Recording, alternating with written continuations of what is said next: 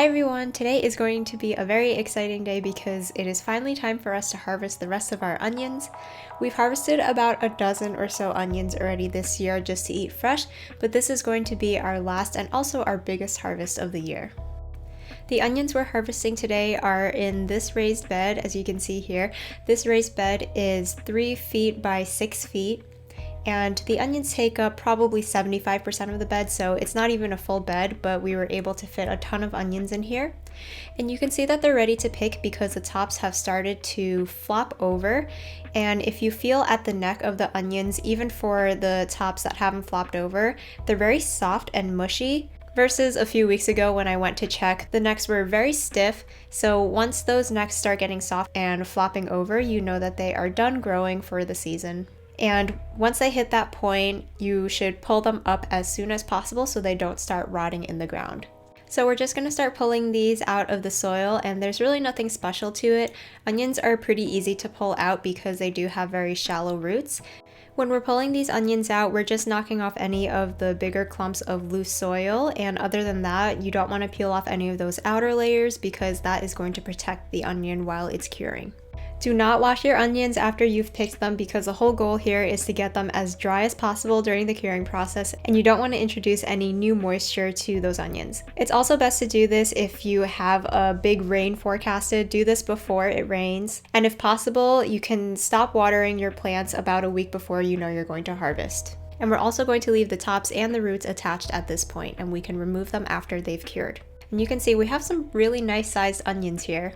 All of these onions were started from seed. We started them from seed in January, and they went into the ground before our last spring frost because they are a little bit more cold hardy.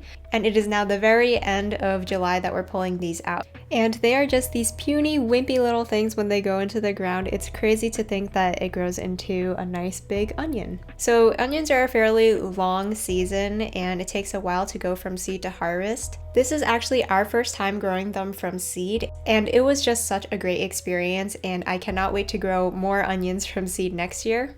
Even though you have to start them really early in the year, they're one of the first seeds you have to start. But I think that they're so easy and worthwhile because the way you start the seeds is you can pack a ton of them into one small cell, so they really don't take much space on your shelves under grow lights, and you can just get so many onions out of just one seed packet.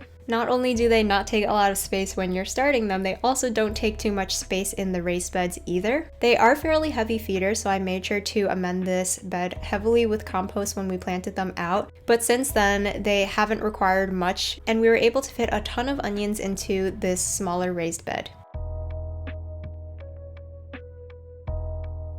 Along with our bigger onions, we also had a couple of really tiny ones, so if you get onions like these, instead of trying to eat them, what you can do is try and save these over the winter and plant them in the spring. This is basically what you would buy as an onion set if you were to get it from a seed or plant supplier, because what they do is they grow the onion the previous year, pull it out to go into dormancy, and then you plant that set the next year. So I may do that with these smaller ones. Here is our final harvest. From this small raised bed, we were able to harvest 50 beautiful onions, and we are so happy with the harvest. In order for our onions to store as long as possible, we are going to be curing them, and for us, we are going to be doing this in our unheated greenhouse. It's the middle of summer right now, so it is pretty warm in this greenhouse, but it is covered with a shade cloth, and on this side of the greenhouse, the onions are pretty protected from the sun as well. You just want a place that is dry and about 75 to 80 degrees, and they'll have to cure in this area for about 2 to 4 weeks. You just want to lay the onions out into a single layer so that as much airflow can reach all of them as possible. I actually have a few onions that I picked a couple of weeks ago that I'm showing you here, and you can see that the greens have already started to dry out, and those outer layers have begun to get papery and form a protective layer around the onion so that it stores a little better. These probably need another week. You can see that there's still a little bit of green, but once those are completely dried out, you can snip off the tops and also the roots the same way you would do with garlic, and then you can store it in your basement or another cool place to last throughout the winter.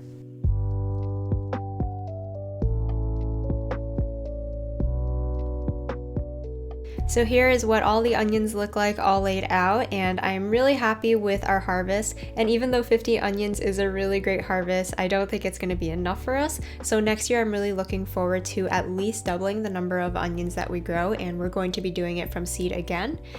And I'm thinking that I want to at least dedicate an entire 3x8 bed just to onions next year.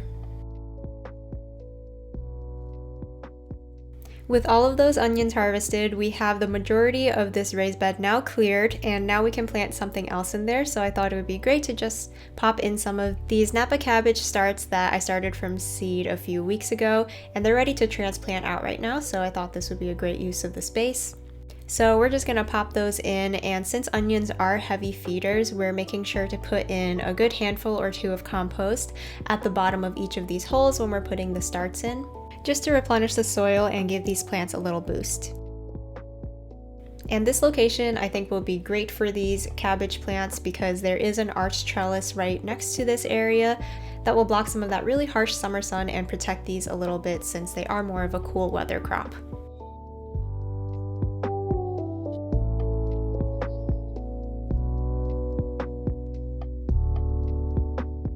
As with all brassica crops, these are very susceptible to getting damage from cabbage moths and the little worms that you get on there. So in order to protect these plants a little bit, at least during the beginning stages, we're putting these pieces of, this is ladder mesh here that we've just bent to fit the space, and we're going to be covering this with row cover. This is actually frost fabric, and it can protect a little bit from the cold, but that's obviously not what we're using it for here since it is very warm.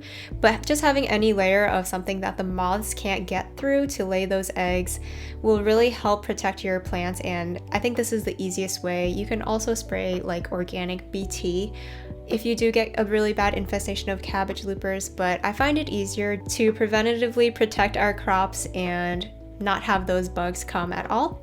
So I think that this will help a lot with that pest issue. But that is it for this video. I hope you guys enjoyed seeing our onion harvest and also some planting, and we'll see you again in the next video.